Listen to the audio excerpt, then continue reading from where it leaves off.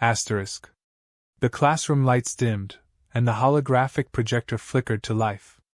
A swirl of color coalesced into a three-dimensional rendering of a plant, long, narrow leaves tipped with crimson edges and delicate blossoms that seemed harmless at first glance. The word oleander rotated above it in multiple alien scripts. Professor Thrynn's throat sacs pulsed as he spoke, his voice cold and deliberate. Observe, cadets. Oleander. Native to Earth.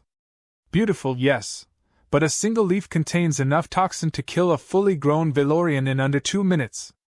Even microscopic traces disrupt cardiac rhythm. Earth's biosphere is a madhouse of poisons. Gasps rippled across the room. A Filari student covered her gill slits, while a chitinous roll clattered his mandibles uneasily. To most species here, the idea of plants producing lethal chemicals was nearly unthinkable. Thryn's eyes slid toward the lone human in the back row. And yet, somehow they live among these death traps. An evolutionary mistake, barely contained. The implication hung in the air. Alex Mercer felt every gaze pivot toward him. He leaned back in his chair, boots propped against the glowing floor tile, an unbothered grin tugging at his mouth. You're not wrong about the poison part, Alex said, his voice carrying enough casual ease to cut through the tension. But mistake? That's a stretch. Thryn's spines bristled. Cadet Mercer, this is not an invitation for commentary. Sure, Alex replied. He reached into his satchel and pulled out a small sealed container. Inside was a neatly wrapped sandwich, the kind he usually grabbed from the academy cafeteria. He peeled it open, ignoring the professor's narrowing eyes. Between layers of bread and protein strips sat a crisp slice of greenery, dark, glossy leaves with a faintly bitter smell. The roll's antennae twitched. That resembles the projection. Alex nodded, lifting the sandwich. Yeah. Oleander. Grew some in the horticulture bay. Thought I'd bring lunch.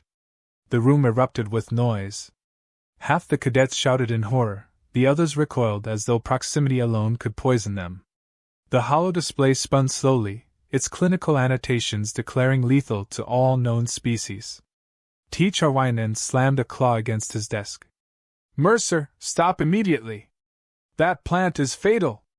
Alex took a bite. He chewed thoughtfully, as though savoring fine cuisine. Little bitter. Crunch is nice, though. Silence crashed down. The hum of the projectors became deafening. Every cadet's eyes widened as Alex swallowed. You're insane, whispered a tall, feathered Avron. Alex smirked. Nah. Just human. Professor Thryn's gills flared wide with outrage. His claws clicked against the desk, a staccato of restrained fury. Do you think this is amusing? You trivialize an academic lesson with performance eating?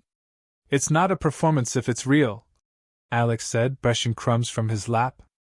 You want us to believe Earth is some kind of cursed world? Fine. But the truth is, we learned to handle this stuff. Carefully, sure. But we adapted. Thryn's voice sharpened. Adaptation does not make suicide rational. Your kind toys with death and then claims it as a virtue.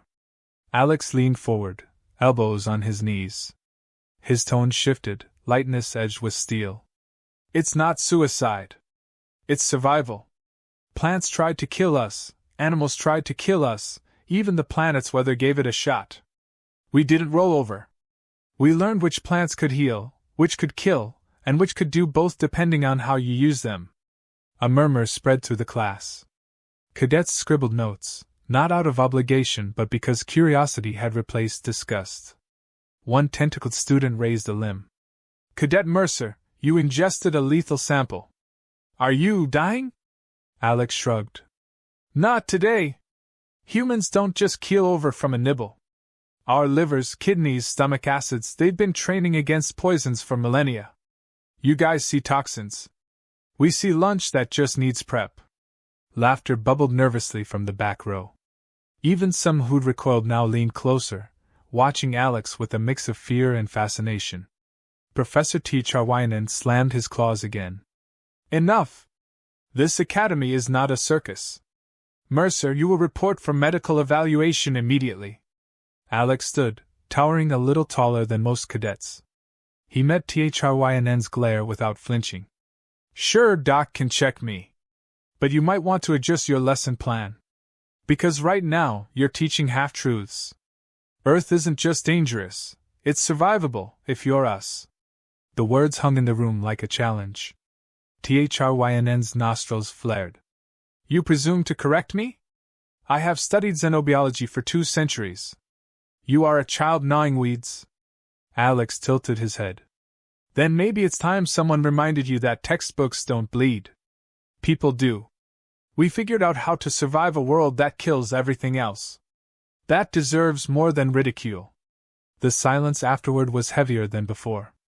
The cadets looked between professor and human, sensing a collision far from finished.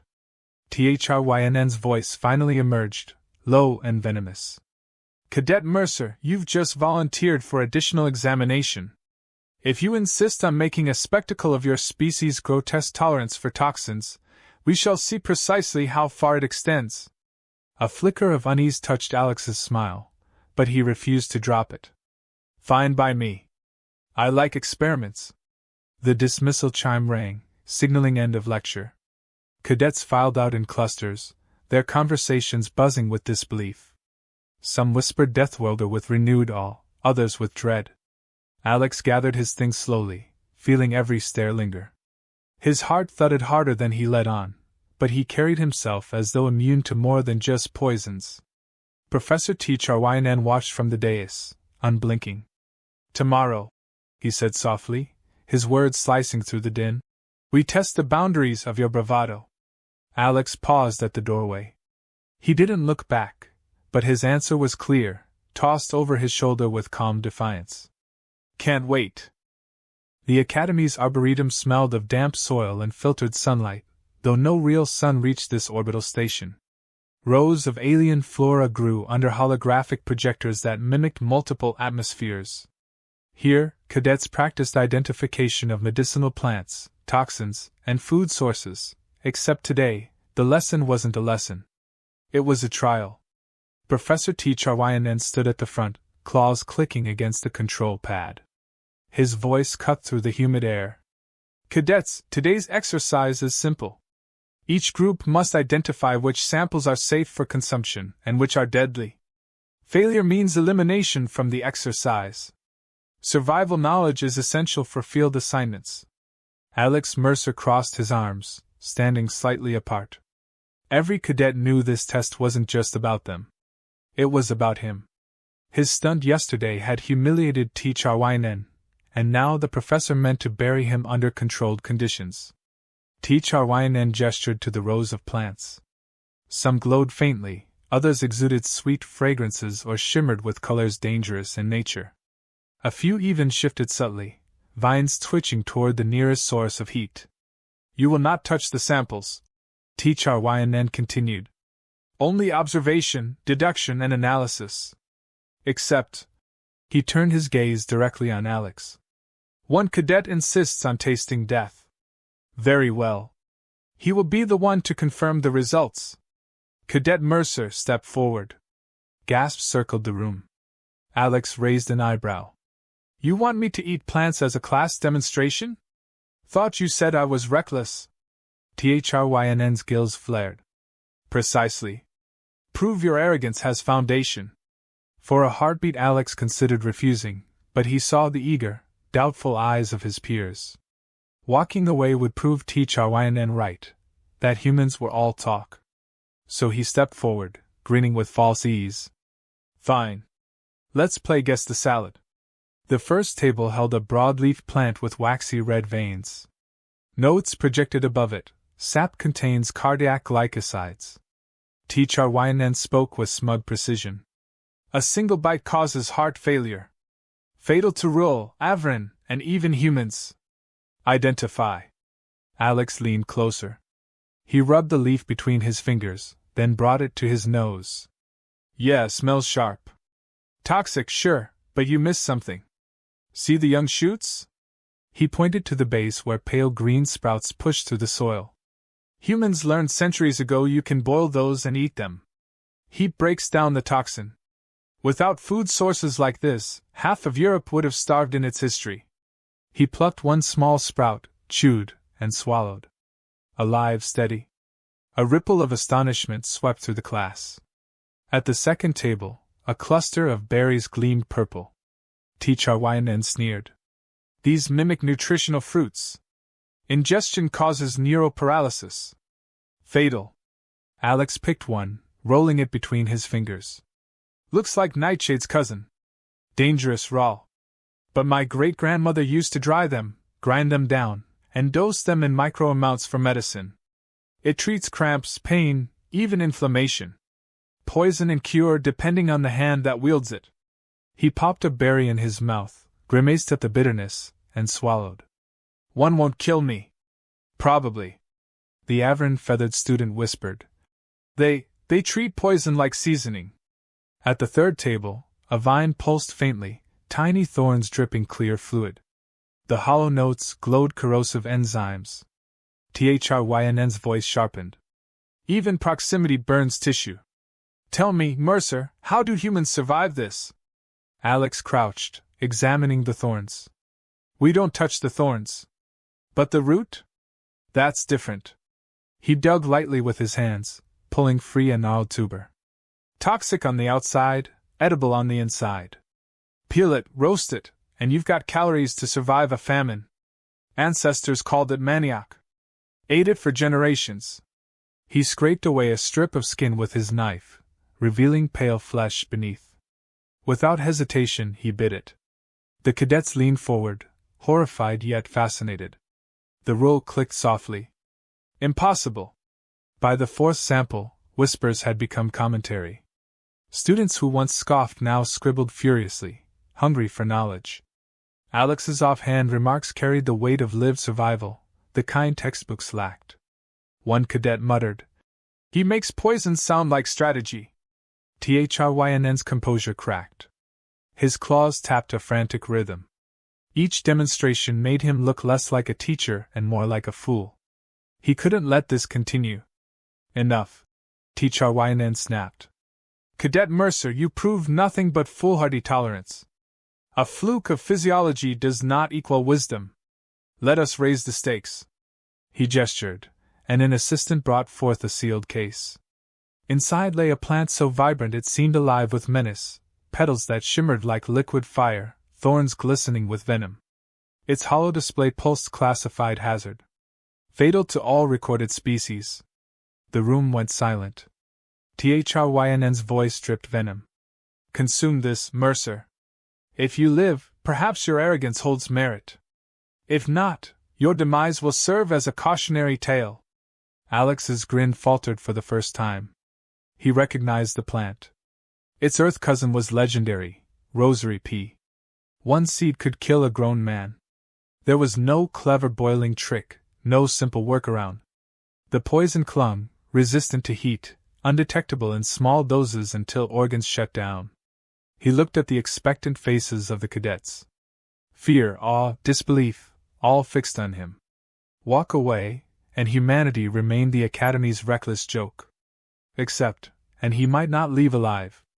Alex swallowed hard. You really want to watch me drop dead in class? That's your lesson plan? THRYNN's spines flared with triumph. The truth must be seen. You cannot hide behind bravado. Alex exhaled slowly. Then he did what humans always did when cornered. He calculated risk. He remembered old survival manuals, stories of microdosing, careful preparation, and his own family lore. Fine, he said quietly. But we do this my way. He took a knife, sliced the tiniest sliver of the seed, and placed it on his tongue. The bitterness hit instantly, metallic and sharp. His throat tightened, a burn spreading down his chest. He forced himself to swallow, controlling his breathing. The class held its breath. Alex wiped his mouth and looked up, his voice hoarse but steady. That is not lunch material. But it proves something. Survival isn't about avoiding danger, it's about knowing how far you can go without falling off the edge. Murmurs surged. The cadets no longer whispered reckless, they whispered deathworlder. The word carried new weight, half fear, half respect. Thrynn's victory smirk faltered. He had expected collapse, not endurance. His authority cracked under the sight of a human standing where no one should. Alex straightened, sweat beating at his temple but posture unshaken. You want a cautionary tale? Here it is. Don't underestimate the species that made a home on a world trying to kill them every day. We didn't just survive Earth. We mastered it. The room vibrated with silence again, but this time it belonged to Alex. Alex's throat still burned from the seed. Every breath carried a metallic tang that reminded him how thin the margin was between daring and death. Sweat glistened on his forehead, but he stood tall, hands steady at his sides. He refused to give Thrynn the satisfaction of seeing weakness. The cadets sat frozen in the Arboretum amphitheater. Even the row with his clattering mandibles had gone silent. They were witnessing something none of them could reconcile. A human deliberately ingesting what no species could endure. Professor Thryn's eyes gleamed with predatory anticipation. He expected collapse, convulsions, the vindication of his warnings. Instead, Alex lifted his chin and said, voice gravel-rough but defiant. Still breathing. Gasps erupted. One Avern cadet muttered. Impossible. No circulatory system can neutralize that toxin so quickly. Alex wiped his mouth with the back of his hand. You're right. I didn't neutralize it. I managed it. Humans don't win by overpowering nature. We win by learning where the line is and skating right along it. The words landed heavy, carried on the echo of survival hard-earned. Thrynn stepped down from the dais, claws flexing. You jeopardize this academy's integrity. You defy scientific truth with theatrics. But your resistance has limits. Push further, and your corpse will prove me right. Alex met his gaze, steady despite the ache coiling in his gut. Maybe limits aren't as fixed as you think. Thrynn gestured sharply, and the assistants wheeled forward a final specimen. It was contained in triple-sealed glass, roots writhing like serpents beneath luminous soil. The hollow display read, Zitherus bloom. Neurotoxin concentration, universal fatality within 60 seconds. The class recoiled instinctively. Even behind shielding, its presence carried menace. This, Thrynn said, his voice a serrated whisper, kills everything. No antidote. No exceptions. Alex studied it with a long silence. His instincts screamed to walk away. He'd already proven his point, maybe more than enough. But then he saw the way the cadets watched him. Not as a fool. Not as a clown. For the first time, they looked at him like someone who understood survival in a way their species never could. He thought of Earth, jungles steaming with hidden poisons, deserts where the only water reeked of death, winters where hunger gnawed entire villages hollow. And still, humanity had endured. Open the case, Alex said quietly.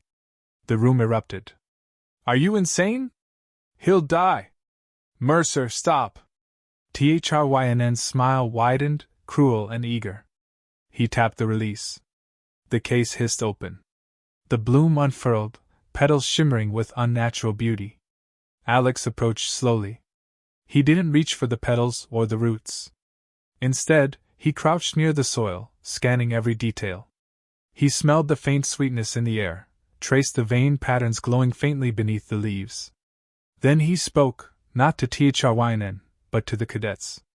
This isn't about eating everything in sight. It's about observation. My people learn that danger wears bright colors, sweet scents, alluring disguises. The deadliest things look harmless until you pay attention. That's the lesson. He plucked the tiniest droplet of nectar from a petal's edge with his fingertip. The cadets gasped. He touched it to his tongue, then immediately spat it to the ground. His chest tightened, throat clamped like iron bands. His vision swam. For a terrible moment, he thought he miscalculated, that this was it. But he forced himself to stay upright, gripping the table until the spasm passed. Slowly, painfully, his breathing steadied. The room was silent, waiting. Alex straightened, pale but standing. Lesson 2, he rasped. You don't need to consume death to learn from it. A taste is enough. Just enough to understand how to fight back. The silence broke into a storm of voices. He survived it. No recorded species. Unthinkable. Even the skeptical Ro leaned forward, mandibles clattering with awe. How does a species train for this? Alex gave a thin smile. We didn't train. The planet did. We adapted or we died. Generation after generation. We carry those scars in our blood. The word rippled again, Deathworlder. But now it wasn't an insult. It was reverence. Thrynn's mask of authority cracked. His gills fluttered with frustration. This proves nothing. A body staggering under toxins is not proof of superiority. It is folly. Alex turned to face him directly, shoulders squared despite the lingering tremor in his limbs. No. It's proof of perspective. You see poison and call it an ending. We see poison and ask how it can be endured, repurposed, survived. That difference is why we're here. Why humans belong at this academy, in this union. The cadets murmured agreement, not in fear but conviction. They had watched one of their peers redefine survival. Thrynn hissed, claws curling. But he saw the shift in the room. His authority no longer held them. Alex had stolen it, not through arrogance, but through demonstration. The medical team arrived, summoned by silent alarms during the exercise. They scanned Alex, reading elevated heart rate, minor toxin presence, but no fatal damage. The chief medic muttered, "Impossible resilience." Alex waved them off, refusing the stretcher. He stood on his own, swaying slightly but unbroken. "Told you." Still breathing. When the cadets filed out, their conversations had changed tone. No longer whispers of disbelief but shared stories of Earth's legend, curiosity burning where disgust once lived. The term Deathworlder carried new weight, spoken with pride rather than disdain. A Filari cadet caught Alex at the exit. Her gill slits fluttered nervously. Your world sounds terrifying. But also magnificent. To live there, your people must be extraordinary. Alex chuckled weakly. Extraordinary? Maybe. Or just stubborn. Later, in the quiet of his dorm, Alex finally let himself collapse onto his bunk. His muscles still trembled, his stomach churned. He knew he'd walked a razor's edge. But he also knew something else. Tomorrow, when these cadets spoke of humans, they'd speak differently. He whispered to himself, half a laugh, half a sigh. Deathworlder. Guess I'll take it. Final line. And across the academy, in hushed tones filled with awe, one word spread like wildfire. Deathworlders.